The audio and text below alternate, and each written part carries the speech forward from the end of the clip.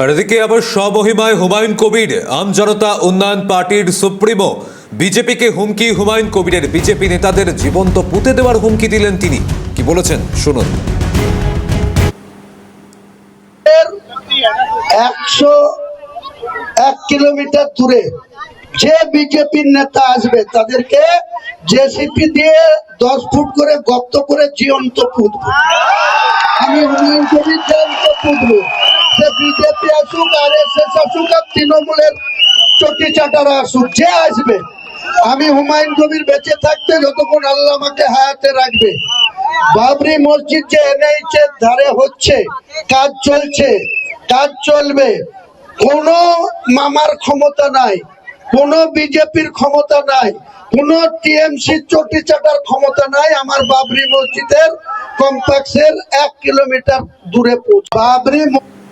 একেবারে দুয়ারে যখন ভোট তখন নেতৃত্বদের বা প্রার্থীদের মুখে এরকম বিতর্কিত মন্তব্য থাকবে না, তাই হতে পারে না। একেবারে স্বমহিমায় আবার দেখা গেল হুমায়ুন কবিরকে, এবার প্রকাশ্যে তিনি বিজেপিকে হুমকি দিচ্ছেন যে মসজিদ চত্বরের মধ্যে এলেই বিজেপি নেতাদের জীবন্ত পুঁতে ফেলা হবে, এমনই হুমকি একেবারে সরাসরি তিনি প্রকাশ্য মঞ্চ থেকে, সভা থেকে এইরকম মন্তব্য করছেন, যা ঘিরে এই মুহূর্তে রাজনৈতিক উত্তেজনা চরমে উঠেছে, বিতর্ক বা দানা বাজছে। কারণ এই মুহূর্তে হুমায়ুন কবির তার এই মন্তব্য বিজেপি নেতাদের জীবন্ত পুঁতে ফেলার হুমকি দিচ্ছেন তিনি। এই মুহূর্তে আমাদের সঙ্গে রয়েছেন বিজেপির প্রধান মুখপাত্র দেবজিৎ সরকার। দেবজিৎ দা, একেবারে ভোটের মুখে হুমায়ুন কবির তার বিতর্কিত মন্তব্য, তিনি বলছেন মসজিদ চত্বরের মধ্যে এলেই বিজেপি নেতাদের পুঁতে ফেলা হবে, এরকম বিতর্কিত মন্তব্য, কি বলবেন? দেখুন, উনি ভালো করেই জানেন যে অমিত শাহ কিরকম ভাবেন, অমিত শাহ কিরকম ভাবে কাজ করেন। উনি এটাও ভালো করে জানেন যে দেশটা এখন প্রধানমন্ত্রী নরেন্দ্র মোদীর হাতে।